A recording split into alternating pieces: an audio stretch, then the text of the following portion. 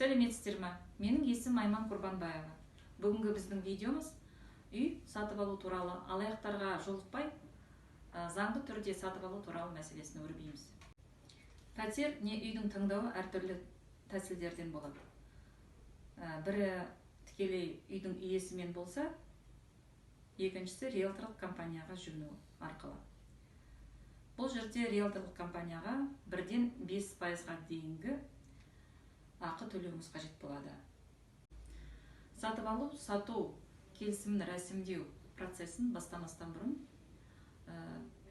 мүлік иесінен сіз рәсімдеу туралы құжаттары өзінің атына өткен ба, өтпеген ба, сол қажетті құжаттарды талап етуіміз керек. Жылжымайтын мүлікке тіркелген құқықтар, ауыртпалықтар және оның толық құқығы бар екені туралы деректі растайтын анықтаманы сіз оқып танысып шығуыңыз керек. Бұл анықтамада үйдің кепілдікке қойылмағандығы, үйді сатуға тыйым салынбағандығы, осылайша меншік иесі өзін растайтын мүлікке әртүрлі жаңағыдай құқығы бар екендігі туралы деректі сізге ұсыну қажет. Олар пәтерге құқық орнатушының құжаттары, сатып алу, сату туралы келісім шарты, айырбастау, сыйлыққа берілгені, жекешелендірілу рәсімдері, мирас жолмен, құқықтық жолмен алынған басқалай заңды құжаттарды сізге ұсыну қажет. Құжатта тіркеуші органның мөртабаны тұрғанына міндетті түрде көз жеткізуіміз қажет. Электрондық тіркеу кезінде құжатқа мөртабаны қажеттілік етпейді.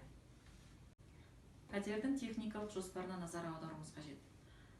Себебі техникалық құжаттағы көрсетілген сызбалар, жоспары нақты үй ішіне барып, пәтер ішіне барып, өзгертулер мен ішіндегі қоспалар мен басқадай жағдайлармен бірге екеу жоспармен бірдей болу керек.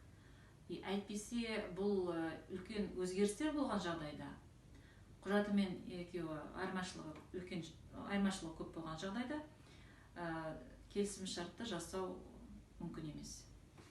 Осыдан кейін келісімді рәсімдеуге кірісуге болады. Егерде барлық сомаңыз сатып алуға жетпесе, кепіл ақы туралы келісім жасауға болады. Жылжымайтын мүлікпен байланысты келісімнің шамамен 90% нотариалдық кеңседе жасалынады. Алайда заң бойынша мұны жасау міндетті емес. Жазбаша келісім арқылы жасауға болады. Келісім жасалғаннан кейін сатушы мен сатып алушы өзара есеп айырысады. Есеп айырысқанда банктың көмегіне жүгінуге тиіс деп ойлаймын. Себебі бұл жерде кімнің ақша бергені, кімнің ақша алғаны туралы мәліметтердің бәрі анық болады. Қолма-қол есепті айыруға болады. Мүлікке құқықты тіркеу үшін келесі құжаттар қажет. Өтініш, жеке басын анықтайтын құжат, мемлекеттік жер актісі, сату-сатып алу туралы шарт, айырбастау шарты, сыйлыққа беру шарты, немесе мұрагерлікпен алынатын куәлігі арқылы мемлекеттік органдарына тіркелу қажет болады. Оған және мемлекеттік растайтын төлемақылар төленеді. Ол енді органдарда өзінің пайызы бойынша көрсетіледі. Сол түбіртек арқылы осы аталған құжаттардың барлығы тіркеуден өтеді. Сонымен үй, я болмаса пәтерді несие арқылы да сатып алуға болады. Бұл жанұяңыздың кірісі, шығысын есептеп, бір мәмілеге өзара келіп, банктың бағдарламаларын, ипотекалық сізге лайықты бір бағдарламасын талдап, сол арқылы сіз үй, я болмаса пәтер сатып алуыңызға болады.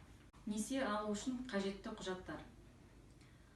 Қарыз алушының жеке басын анықтайтын құжат, табысы және жұмыс орны туралы анықтамасы, жинақтаушы зейнетақы қорының 6 айдағы көшірмесі, соңғы көшірмесі. Егерде қажет болса, банктен тағы қосымша өздері құжаттарды сұратып алады.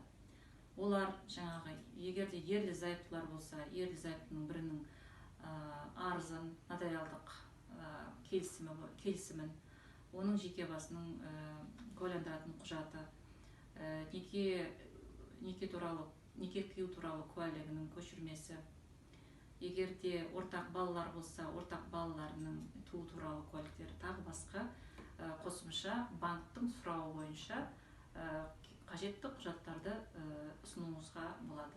Солайша сіз несие арқылы үй және пәтерді несие арқылы ипотекамен алуыңызға болады. Сіздерге бергім келген ақпараттар осылардан тұратын. Қош, сау болыңыздар.